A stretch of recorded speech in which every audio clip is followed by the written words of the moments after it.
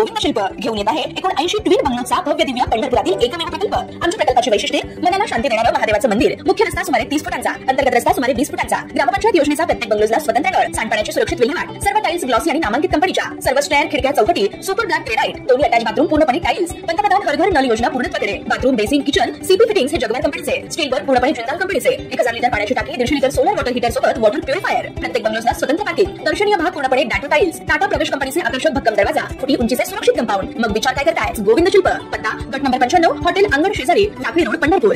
महायुतीच्या मंत्रिमंडळ विस्तारात डावलल्यानंतर राष्ट्रवादीचे ज्येष्ठ नेते छगन भुजबळ पक्ष नेतृत्वावर नाराज झालेत। राष्ट्रवादीचे ज्येष्ठ नेते छगन भुजबळ हे नागपूरमधील हिवाळी अधिवेशन सोडून नाशिकमध्ये आलेत। मंगळवारी भुजबळांनी आपल्या कार्यकर्त्यांसोबत संवाद साधला। त्यानंतर आज भुजबळ आपली भूमिका जाहीर करणार आहेत। नाशिकमध्ये भुजबळ समर्थक आणि समता परिषदेच्या कार्यकर्त्यांची संघर्ष सभा सुरू आहे।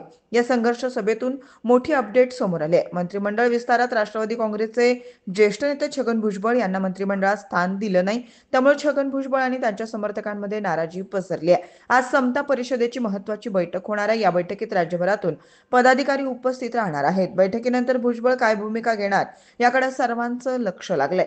मंत्रिमंडळात स्थान आणि पक्षात सन्मान मिळत नसल्यानं छगन भुजबळ नाराज आहेत। त्यांच्या बोलण्यातून ही खदखद व्यक्त झाली आहे, त्यामुळे भुजबळांच्या भूमिकेकडे लक्ष लागलंय। छगन भुजबळ यांच्या संघर्ष सभेत त्यांच्या समर्थकांची भाषणे सुरू आहेत। भुजबळ आजच्या सभेत कोणता निर्णय घेणार याकडे राजकीय वर्तुळाचं लक्ष लागलं असताना दुसरीकडे ओबीसी नेत्यांनी मोठी मागणी केली आहे। छगन भुजबळ यांनी भाजपात प्रवेश करावा असा आग्रह ओबीसी नेत्यांनी केलाय।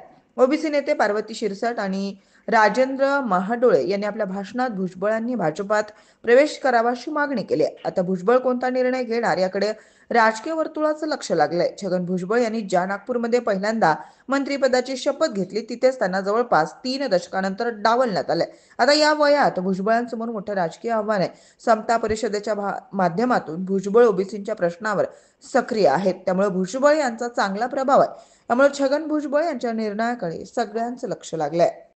ताज्या घडामोडी पाहण्यासाठी आमच्या YouTube चॅनलवरील PVR म्हणजेच पंढरी वार्ता या न्यूजला सबस्क्राइब करा आणि शेजारील बेल आयकॉनवर क्लिक करा।